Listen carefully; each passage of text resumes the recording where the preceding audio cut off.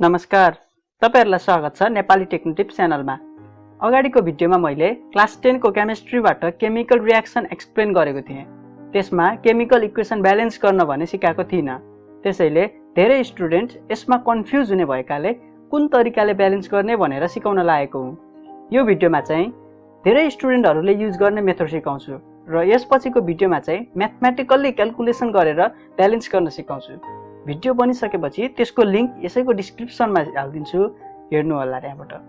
सबै video हेरिसकेपछि chemical equation balance गर्न एकदम सजिलो लाग्छ भन्ने विश्वास छ मलाई। यहाँ इन्क्लुड गरेको हरेक एक्जाम्पलमा नयाँ कुरा सिकाएको छु, त्यसैले सबै हेर्नु होला। अब सुरुमा सिम्पल केमिकल इक्वेसनबाट हुँदै कम्प्लेक्सतिर सिक्दै जाउँ। Potassium plus hydrochloric acid gives potassium chloride plus hydrogen. मैले अगाडिको भिडियोमा पनि भनेको थिएँ, हाइड्रोजन, अक्सिजन, नाइट्रोजन, क्लोरिन यसको मोलिकुलर फर्मुला लेख्दा H2O2 N2 Cl2 लेखिन्छ भनेर। यो मेथडबाट ब्यालेन्स गर्दा चाहिँ सुरुमा मेटल, अनि नन मेटल, अनि अक्सिजन, अनि मात्र लास्टमा हाइड्रोजन हेर्नुपर्छ। सुरुमै जुनमा मन लाग्यो त्यसमा मिल्छ कि भन्दै ब्यालेन्स गर्न खोज्नु हुँदैन। अनि यसमा अर्को ध्यान दिनुपर्ने कुरा हो, हामीले ब्यालेन्स गर्नलाई नम्बर हालेपछि फेरि अगाडिदेखि नै चेक गर्नुपर्छ। यो एकछिनमा गर्दै जाँदा क्लियर हुन्छ, म क्लियर गराउँछु। पहिला यो केमिकल इक्वेसनमा हेरौँ। यसमा पोटासियम मेटल हो, त्यही भएर यसमा सुरुमा हेरौँ। लेफ्ट साइडमा भएको रियाक्टेन्ट्समा पोटासियम छ 1 वटा, अनि राइट साइडमा भएको प्रोडक्ट्समा पनि 1 वटै छ। यो अलरेडी ब्यालेन्स छ। त्यसैले अब नन मेटल क्लोरिनमा हेरौँ। रियाक्टेन्ट्समा क्लोरिन छ एउटा, अनि प्रोडक्ट्समा पनि एउटा नै छ। यो पनि ब्यालेन्स नै छ। मेटल नन मेटल हेरिसकेपछि अब पालो आयो अक्सिजन र हाइड्रोजन। अक्सिजन र हाइड्रोजन बाहेक सबै चेक गरिसक्यौँ भनेर क्लियर हुने सुरुमा। अब पालो अक्सिजनको, तर यहाँ अक्सिजन त छैन, त्यसैले यसलाई स्किप गरिदिउँ।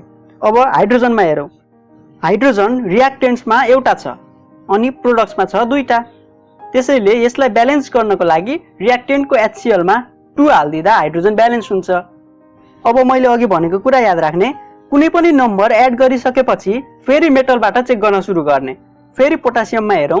रियाक्टेन्ट्समा पोटासियम छ एउटा, अनि प्रोडक्ट्समा छ एउटा, यो ब्यालेन्स छ, ठीक छ। अब नन मेटल क्लोरिनमा फेरि हेरौँ। रियाक्टेन्ट्समा छ दुईटा, अनि प्रोडक्ट्समा छ एउटा, त्यसैले यसलाई त ब्यालेन्स गर्नुपर्छ। यसलाई ब्यालेन्स गर्न प्रोडक्टको KCl मा 2 हालिदिउँ। अब फेरि नम्बर हालेपछि फेरि मेटलदेखि चेक गरौँ। पोटासियम रियाक्टेन्टमा छ एउटा, अनि प्रोडक्टमा छ दुईटा। यसलाई ब्यालेन्स गर्न रियाक्टेन्टमा 2 थपिदिउँ र अब मेटल चेक गर्दाखेरि ब्यालेन्स हुन्छ। पोटासियम रियाक्टेन्ट र प्रोडक्ट दुईटैमा 2 नै छ। अनि नन मेटल क्लोरिन हेरौँ। यो पनि ब्यालेन्स छ, दुईतिर नै 2 छ। अब यसमा अक्सिजन त छैन, त्यसैले सिधै हाइड्रोजन हेरौँ। हाइड्रोजन पनि रियाक्टेन्टमा र प्रोडक्टमा दुईतिरै 2 छ। यसरी मेटल, नन मेटल, अक्सिजन र हाइड्रोजन ब्यालेन्स गर्ने तरिकाले सजिलै ब्यालेन्स भयो। अब यसै तरिकाले अर्को केमिकल इक्वेसन ब्यालेन्स गरेर हेरौँ। पोटासियम क्लोरेटलाई हिट गर्दा पोटासियम क्लोराइड र अक्सिजन दिन्छ। अब यसलाई ब्यालेन्स गर्दा अघिकै तरिकाले हेरौँ। रिचेक गरेको गर्दा टाइम धेरै लाग्छ जस्तो होला, तर सरासर गर्ने हो भने 1 मिनेट पनि लाग्दैन। यसमा भएको मेटल पोटासियम रियाक्टेन्टमा 1 र प्रोडक्टमा पनि 1, ठीक छ यो। अब क्लोरिन रियाक्टेन्टमा 1, प्रोडक्टमा पनि 1, यो पनि ठीक छ। अब अक्सिजन हेरौँ। रियाक्टेन्टमा 3 अनि प्रोडक्टमा 2। यसमा चाहिँ अँध्यारोमा झटारो हानेर सबै नम्बर मिल्छ कि हुन्छ कि भन्दै ट्राई गर्नु पर्दैन। रियाक्टेन्टमा 3 र प्रोडक्टमा 2 छ, त्यसैले जहाँ चाहिँ थोरै छ त्यसमा नम्बर थपेर ब्यालेन्स गर्नुपर्छ। तर यहाँ 2 अक्सिजनलाई केले मल्टिप्लाई गर्दा चाहिँ 3 बन्छ त? त्यस्तो नम्बर त केही पनि छैन भनेर टेन्सन लिनु पर्दैन। सिधै प्रोडक्टमा 3/2 हालिदिने। यसो गर्दा रियाक्टेन्ट र प्रोडक्ट दुईटैमा अक्सिजन बराबर हुन्छ। अब यो फ्र्याक्सनको तलपट्टि डिनोमिनेटरमा जुन नम्बर छ त्यही नम्बरले होल इक्वेसनलाई मल्टिप्लाई गरिदिने। यसमा 2 ले मल्टिप्लाई गर्नु पर्यो। अब इक्वेसन हुन्छ 2 KClO3 gives 2 KCl plus 3O2। अब यसमा फेरि सुरुदेखि चेक गर्ने। पोटासियम रियाक्टेन्टमा 2 अनि प्रोडक्टमा पनि 2, ठीक छ। क्लोरिन रियाक्टेन्टमा 2, प्रोडक्टमा 2, ठीक छ। अक्सिजन रियाक्टेन्टमा 3 × 2 6, प्रोडक्टमा 3 into 2 6 यो नि ब्यालेन्स भयो। यति सजिलै यो मेथडबाट ब्यालेन्स भयो त। रिचेक गर्न चाहिँ स्किप गर्ने होइन, एकदम इम्पोर्टेन्ट छ रिचेक। किन इम्पोर्टेन्ट छ त? यस्तै किसिमको अर्को इक्वेसन बुझाउँछु, त्यो हेर्नु होला। C2H6 plus O2 gives CO2 plus H2O। मिल्दै मिलेन भनेर हार नमान्ने, यही तरिकाले गर्दै जाने, लास्टमा मिल्छ। यो इक्वेसनमा मेटल हेरौँ, मेटल छैन, त्यसैले नन मेटल कार्बन हेरौँ। रियाक्टेन्टमा 2, प्रोडक्टमा 1, त्यसैले प्रोडक्टको CO2 मा 2 हाल्दिउँ। अब कार्बन चेक गर्ने, ब्यालेन्स छ। अब अक्सिजनको पालो। रियाक्टेन्टमा 2 अनि प्रोडक्टमा 2 into 2 इक्वल्स टु 4 प्लस उता H2O मा भएको 1 गरेर टोटल 5O भयो प्रोडक्टमा। त्यसैले रियाक्टेन्टमा पनि 5 बनाउनु पर्यो। त्यस्तो कुनै नम्बर भेटिएन 2 लाई मल्टिप्लाई गरेर 5 बनाउने, त्यसैले फ्र्याक्सन हाल्दिउँ 5/2। यो हाल्दा रियाक्टेन्ट र प्रोडक्टमा बराबर अक्सिजन भयो। यस्तो हुँदा पुरै इक्वेसनलाई डिनोमिनेटरमा भएको नम्बरले मल्टिप्लाई गर्नुपर्छ भनेर मैले अघि भनेको थिएँ। अब 2 ले मल्टिप्लाई गरिदिउँ। अब इक्वेसन भयो 2C2H6 plus 5O2 gives 4CO2 plus 2H2O। अब चेक गरौँ मेटलबाट। मेटल त छैन, त्यसैले नन मेटल कार्बन हेरौँ। रियाक्टेन्टमा छ 2 2 जा 4 वटा, प्रोडक्टमा छ 4 वटा, ब्यालेन्स नै छ। अब अक्सिजन हेरौँ। रियाक्टेन्टमा 5 2 जा 10 अनि प्रोडक्टमा 4 2 जा 8 प्लस 2 गरेर जम्मा 10, यो पनि ब्यालेन्स छ। अब लास्टमा हाइड्रोजन हेरौँ। रियाक्टेन्टमा 2 6 जा 12 अनि प्रोडक्टमा 2 2 जा 4। यहाँ प्रोडक्टको H2O मा 2 हुँदा हाइड्रोजन ब्यालेन्स नहुने रहेछ, त्यसैले 2 मेटिदिउँ र यसमा 6 हाल्दिउँ। यो हाल्दा रियाक्टेन्टमा पनि प्रोडक्टमा पनि 12 हुन्छ हाइड्रोजन। अब कुनै पनि नम्बर हालेपछि रिचेक गर्नुपर्छ। कार्बन रियाक्टेन्टमा 4 अनि प्रोडक्टमा 4, ठिक छ। अक्सिजन रियाक्टेन्टमा 10, प्रोडक्टमा 4 2 जा 8 प्लस 6 गर्दा 14 भयो। अब फेरि रियाक्टेन्टको O2 मा 5 हुँदा ब्यालेन्स भएन, 5 मेटिदिउँ र यसमा 7 हाल्दिउँ। यसो गर्दा अक्सिजन ब्यालेन्स हुन्छ। अब फेरि कार्बन, अक्सिजन, हाइड्रोजन चेक गर्ने, सबै ब्यालेन्स पाउनुहुन्छ। यो गेस गर्दै नम्बर हाल्दै गरेको भए त्यति सजिलो ब्यालेन्स हुँदैन थियो। यसरी गर्दा तपाईहरूले लास्टमा ब्यालेन्स गरेर छाड्नुहुन्छ, चाहे इक्वेसन जस्तो सुकै होस्। अब अघिको भन्दा थोरै गाह्रो रियाक्सन हेरौँ। FeS2 plus O2 gives Fe2O3 plus SO2। Start गरौँ मेटलबाट। रियाक्टेन्टमा छ एउटा अनि प्रोडक्टमा छ 2टा, त्यसैले रियाक्टेन्टको FeS2 मा हालौँ 2। अब मेटल ब्यालेन्स भयो। नन मेटलतिर जाउँ। सल्फर रियाक्टेन्टमा छ 4 वटा अनि प्रोडक्टमा छ एउटा, त्यसैले प्रोडक्टको SO2 मा हालौँ 4। कुनै पनि नम्बर हालेपछि फेरि मेटलबाट चेक गरौँ। आइरन रियाक्टेन्टमा छ 2 वटा अनि प्रोडक्टमा छ 2 वटा, ठिक छ।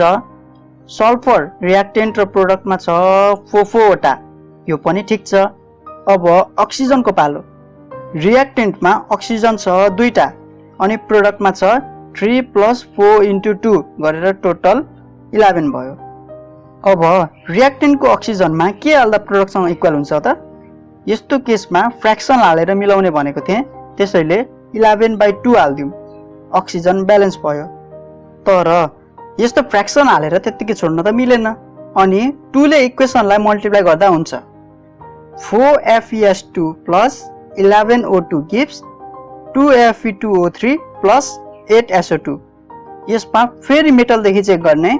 रियाक्टेन्टमा छ 4 वटा अनि प्रोडक्टमा पनि छ 4 वटा, ठिक छ। सल्फर रियाक्टेन्टमा छ 4 2 जा 8 वटा अनि प्रोडक्टमा छ 8 वटा, यो पनि ब्यालेन्स छ। अब अक्सिजन रियाक्टेन्टमा छ 11 2 जा 22 वटा अनि प्रोडक्टमा छ 2 3 जा 6 प्लस 8 2 जा 16, 6 प्लस 16 इक्वल्स टु 22, अक्सिजन पनि ब्यालेन्स भयो। यस्तो इक्वेसन त ब्यालेन्स गर्न मजाले बुझ्नुभयो होला। यहाँ अक्सिजन एक्लै थियो, त्यसैले फ्र्याक्सन हाल्दा मिल्यो। अब एउटा यस्तो इक्वेसन गरेर देखाउँछु जहाँ अक्सिजन एक्लै नभएकोले फ्र्याक्सन हालेर ब्यालेन्स गर्न अप्ठ्यारो हुन्छ। यो सायद 10 क्लासमा नसोध्ला, तर पनि सिकिराख्ने काम लाग्छ। S plus HNO3 gives H2SO4 plus NO2 plus H2O। यो अगाडि ब्यालेन्स गरेको भन्दा गाह्रो खालको छ, तर यही metal, non metal, oxygen, hydrogen अनि रेगुलरली रिचेक गर्दा ब्यालेन्स गर्न सकिन्छ। यसमा कुनै पनि मेटल छैन, त्यसैले सिधै नन मेटल हेरौँ। यहाँ सल्फर र नाइट्रोजन दुईटा छ, जुनलाई हेरे पनि हुन्छ। सुरुमा सल्फर रियाक्टेन्टमा छ एउटा अनि प्रोडक्टमा एउटा, ब्यालेन्स छ। नाइट्रोजन रियाक्टेन्टमा छ एउटा, प्रोडक्टमा पनि छ एउटा, यो नै ब्यालेन्स छ। अब पालो अक्सिजनको। अक्सिजन रियाक्टेन्टमा छ तीनटा, तर प्रोडक्टमा छ 4 + 2 + 1 गरेर जम्मा 7 वटा, यो त ब्यालेन्स भएन। यसलाई ब्यालेन्स गर्न रियाक्टेन्टमा फ्र्याक्सन हाल्न मिल्दैन, किनभने अक्सिजन एक्लै छैन। यसमा अक्सिजन प्रोडक्टमा छ 7 वटा अनि रियाक्टेन्टमा छ 3 वटा।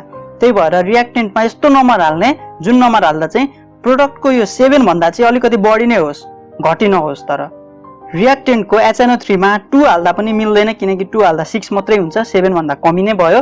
त्यही भएर 3 हाल्दियौँ। 3 हाल्दा चाहिँ अक्सिजन रियाक्टेन्टमा हुन्छ 9, जुन चाहिँ प्रोडक्टको भन्दा अलिकति धेरै नै हो। अब फेरि सुरुदेखि चेक गरौँ। सल्फर ब्यालेन्स नै छ, नाइट्रोजन रियाक्टेन्टमा 3 वटा छ तर प्रोडक्टमा एउटा, त्यसैले प्रोडक्टको NO2 मा 3 हाल्दियौँ। अब फेरि रिचेक गर्ने। सल्फर र नाइट्रोजन ब्यालेन्स छ अहिले। अब अक्सिजन हेरौँ। रियाक्टेन्टमा छ 3 × 3 = 9 अनि प्रोडक्टमा 4 + 3 × 2 + 1 = 11। प्रोडक्टमा धेरै भयो, त्यसैले रियाक्टेन्टमा के थप्नुपर्छ त? HNO3 को 3 हटाएर 4 हालौँ अनि प्रोडक्ट भन्दा रियाक्टेन्टमा अक्सिजन बढी हुन्छ। अब फेरि सुरुदेखि चेक गरौँ। सल्फर ब्यालेन्स छ, नाइट्रोजन रियाक्टेन्टमा 4 वटा छ अनि प्रोडक्टमा 3, त्यसैले प्रोडक्टको NO2 को 3 हटाएर 4 हालौँ अनि रिचेक गर्ने। सल्फर र नाइट्रोजन ब्यालेन्स छ। फेरि अक्सिजन हेर्ने। रियाक्टेन्टमा 4 × 3 = 12 वटा छ अनि प्रोडक्टमा 4 + 4 × 2 + 1 = 13, अझै पनि प्रोडक्ट धेरै छ। फेरि रियाक्टेन्टको HNO3 को 4 हटाएर 5 राखौँ र रिचेक गरौँ। सल्फर ब्यालेन्स छ, तर नाइट्रोजन रियाक्टेन्टमा 5 वटा अनि प्रोडक्टमा 4 वटा, त्यसैले प्रोडक्टमा 4 हटाएर 5 राखौँ अनि फेरि रिचेक गरौँ। सल्फर र नाइट्रोजन ब्यालेन्स छ अनि अक्सिजन रियाक्टेन्टमा छ 15 वटा, प्रोडक्टमा छ 4 + 5 × 2 + 1 = 15। लु, अब अक्सिजन पनि ब्यालेन्स भयो। हाइड्रोजनको पालो। हाइड्रोजन रियाक्टेन्टमा 5 वटा अनि प्रोडक्टमा छ 2 + 2 4 वटा। ला, यो त ब्यालेन्स नै भएन छ। यति मिलेन भनेर गिभ अप गर्ने होइन, यहाँसम्म गरेको स्टेप एकदम सही छ। त्यसैले अब थोरै अगाडि बढ्दा मिल्छ भने किन नगर्ने त, होइन? यहाँ रियाक्टेन्टमा धेरै छ हाइड्रोजन, त्यसैले प्रोडक्टमा एड गर्ने। प्रोडक्टमा पनि 2 ठाउँ छ हाइड्रोजन, त्यसैले कुनमा हाल्ने भनेर कन्फ्युज नहुने। यदि H2SO4 मा हाल्ने हो भने सल्फर र अक्सिजन फेरि गडबड हुने भयो अनि H2O मा हाल्दा चाहिँ अक्सिजनमा मात्र थोरै चेन्ज आउने भयो, त्यसैले H2O मा 2 हालौँ। यति गर्दा रियाक्टेन्टमा हाइड्रोजन भयो 5 अनि प्रोडक्टमा 2 + 2 × 2 = 6। यहाँ नम्बर हालेपछि फेरि रिचेक गर्ने। सुरुदेखि सल्फर र नाइट्रोजन ब्यालेन्स छ, ठिक छ यो। अनि अक्सिजन रियाक्टेन्टमा छ 15 वटा, प्रोडक्टमा छ 4 + 5 × 2 + 2 = 16, त्यसैले थोरै अक्सिजन भएको ठाउँमा बढाइदिउँ। 5 को ठाउँमा 6 हालौँ रियाक्टेन्टमा अनि फेरि रिचेक गरौँ। सल्फर ठिक छ, नाइट्रोजन रियाक्टेन्टमा 6 अनि प्रोडक्टमा 5, त्यसैले प्रोडक्टको 5 हटाएर 6 राखौँ, नाइट्रोजन ब्यालेन्स्ड भयो। अब फेरि रिचेक गर्दा सल्फर 1 1, ठिक छ। नाइट्रोजन दुईतिरै 6 6 छ, ठिक छ। अक्सिजन 6 × 3 = 18 रियाक्टेन्टमा अनि प्रोडक्टमा 4 + 6 × 2 + 2 = 18, अक्सिजन ब्यालेन्स भएछ। अब हाइड्रोजन हेरौँ लास्टमा। रियाक्टेन्टमा छ 6 वटा अनि प्रोडक्टमा छ 2 + 2 × 2 = 6। ल हेर्नुस् त, लास्टमा जस्तो इक्वेसन पनि स्टेप वाइज गर्दा लास्टमा मिलेरै छाड्छ, त्यसैले मिस्टेक नगरिकन गरिराख्ने र गिभ अप कहिले नगर्ने। यो तरिकाले ब्यालेन्स गर्न आउँछ होला। अब आफ्नो बुकबाट, टेन्सेटबाट इक्वेसन झिकेर यस्तै तरिकाले ब्यालेन्स गर्नु होला। म अर्को तरिकाले पनि ब्यालेन्स गर्न सिकाउँछु अर्को भिडियोमा, लिंक तल डिस्क्रिप्सनमा हुन्छ। यदि हजुरहरूलाई कुनै टपिक बुझ्न मन छ भने कमेन्टमा अथवा डिस्क्रिप्सनमा दिएको मेरो प्रोफाइलको लिंकमा गएर सिधै मलाई मेसेज गरेर पनि भन्न सक्नुहुन्छ। र यही च्यानलमा भएको क्लास 10 प्लेलिस्टमा गएर आफूलाई चाहिने भिडियोहरू हेर्नु होला र च्यानललाई सब्स्क्राइब गर्न नभुल्नु होला।